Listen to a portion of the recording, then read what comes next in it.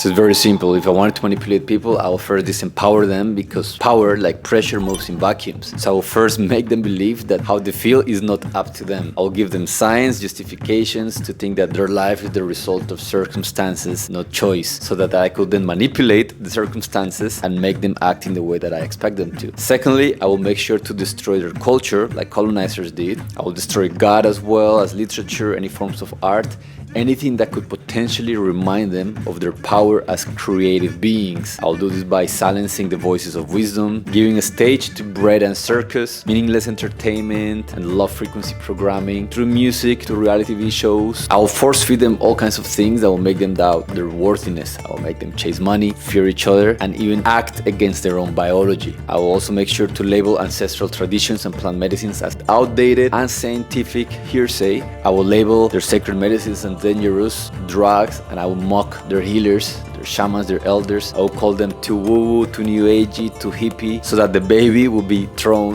with the bath water. And once I've stripped them of God, of culture, of elders, of traditions, and anything that could help them remember their truth, they will be pretty ripe for manipulation. They will have nothing to fall back on, nor leaders that they could trust, at least not leaders of integrity. And finally, I will disconnect them from the only force that could step between me and my plans, which is their mother, the fierce Mother Nature, Shakti, Kali, the Great Mother, because she will be the last frontier between me and total manipulation. I'll disconnect them from nature by making them think that they're outsiders, nature is somewhere else, they're here, nature is somewhere else. I'll pack cities with a lot of comfort and temptations, wrapped as convenience as opportunities for wealth. I will promote promiscuity and package it as freedom. I'll poison their air, their waters, their soil. And finally, I will manipulate the DNA of that which they eat, so that the seeds of artificiality will be embedded from within. I will make them turn against their own bodies by promoting junk foods, making sure that I price healthy food out of reach. I'll make them seem obsessive or even questioning what they eat. I will contribute to the creation of more trauma,